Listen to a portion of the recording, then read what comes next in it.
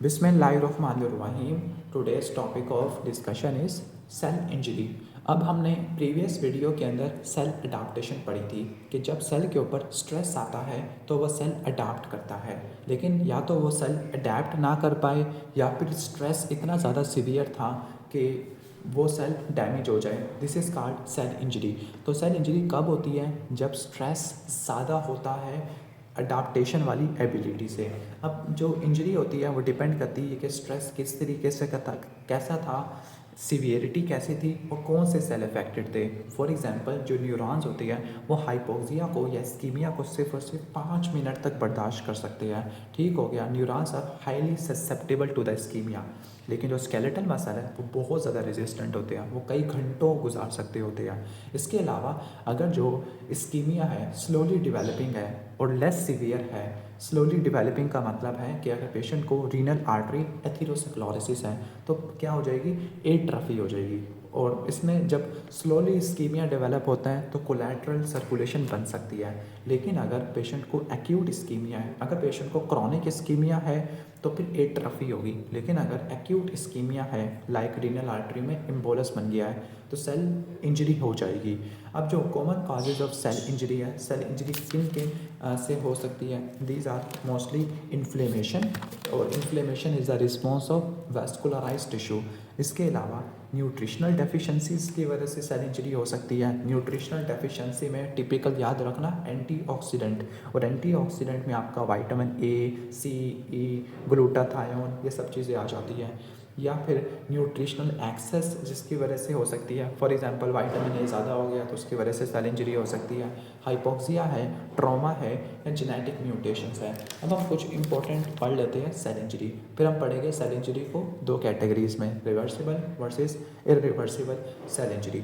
तो पहला स्टार्ट करते हैं हाइपोक्सिया। हाइपोक्सिया और इस्कीमिया में क्या फ़र्क होता है? हाइपोक्सिया के अंदर oxygen delivery to the tissue कम हो जाती है। Decrease oxygen delivery to the tissue is called hypoxia, और decrease blood flow to the tissue this is called ischemia. और अगर आपसे सवाल करें important cause of cell injury is hypoxia.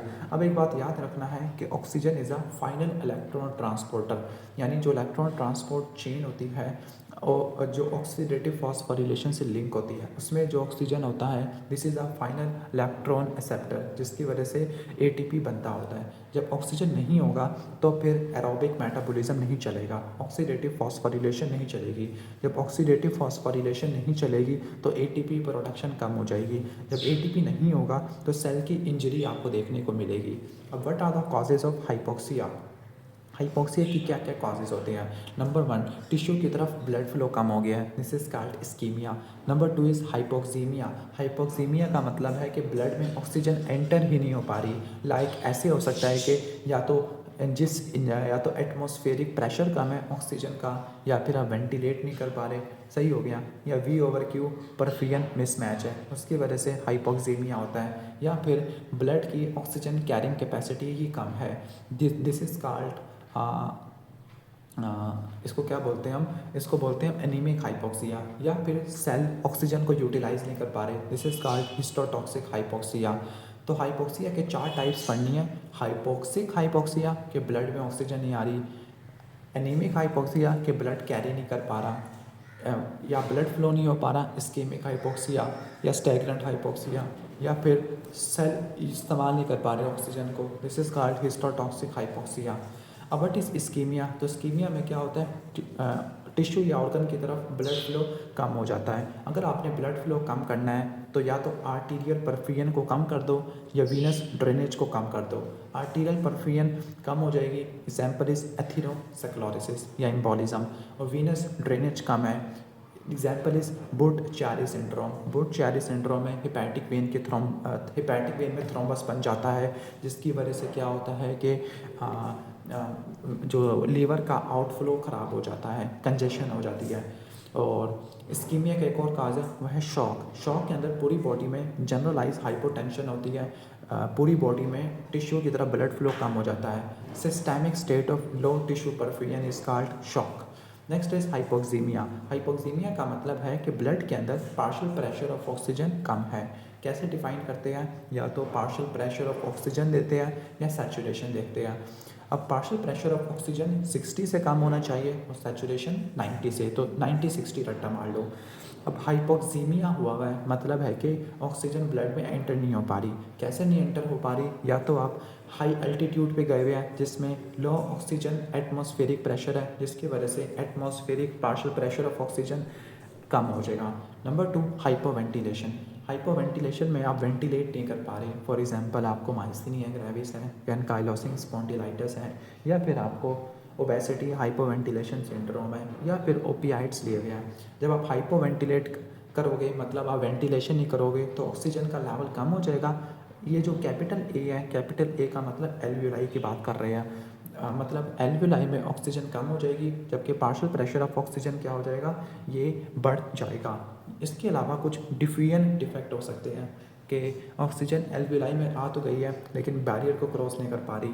क्यों नहीं कर पा रही? क्योंकि पल्मोनरी फाइब्रोसिस हो चुकी है इंटरस्टिशियल लंग डिजीज़ में। अब ऑक्सीजन आ चुकी है, बैरियर भी ठीक है, लेकिन वी ओवर क्यू मिसमैच है। अगर वेंटिलेशन ठीक है लेकिन परफ्यूजन नहीं हो पा रही, अगर वेंटिलेशन ठीक है परफ्यूजन नहीं हो पा रही, तो सारी वेंटिलेशन ज़ाया हो रही है, this is called dead space. या फिर वेंटिलेशन नहीं आ पा रही, परफ्यूजन हो रही है, दिस इज़ कॉल्ड शंट। तो एक बात रट्टा मार लेना कि जो डेड स्पेस होती है वो पल्मोनरी एम्बोलिज्म में देखने को मिलती है, और जो फिजियोलॉजिकल शंट होता है वो एयरवे ऑब्स्ट्रक्शन में देखने को मिलता है। तो वी ओवर क्यू मिसमैच में क्या है? जो ब्लड होता है वो ऑक्सीजनेटेड लंग को बाईपास कर देता है।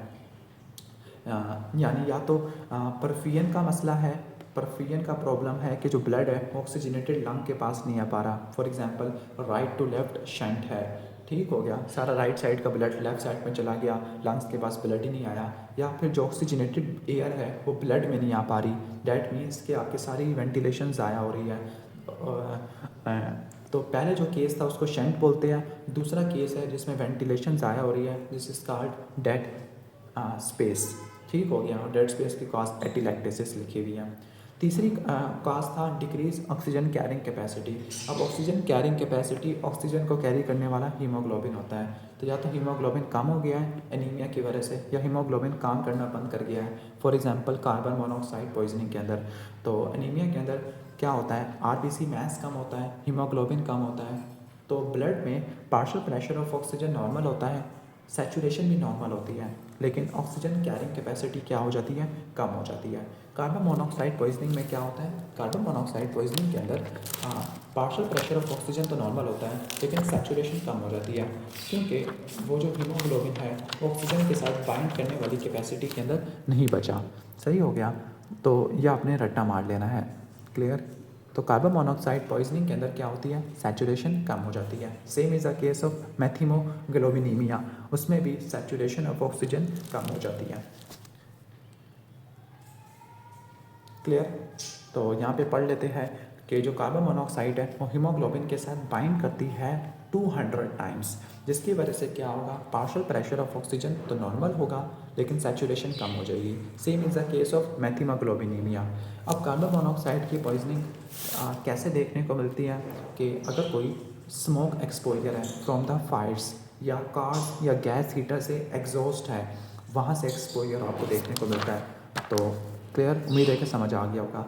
तो मोटर एग्जॉस्ट रट्टा मार लो, गैस हीटर रट्टा मार लो, मोटर एग्जॉस्ट, यानी 3 आपने रट्टा मारने हैं। मोटर एग्जॉस्ट रट्टा मार लो, मोटर एग्जॉस्ट, गैस हीटर हो गया, या फिर फायर विक्टिम्स हो गए, उनमें आपको देखने को मिलता है। और क्लासिकल अपीयरेंसेस, पेशेंट को हेडेक, वॉमिटिंग, कन्फ्यूजन होती है, चेरी रेड स्किन आपको देखने को मिलती है। रट्टा मारना, cherry red skin cyanide poisoning में भी देखने को मिलती है, लेकिन साइनाइड पॉइजनिंग के अंदर आपको बीटर आलमंड ऑर्डर मिलेगा।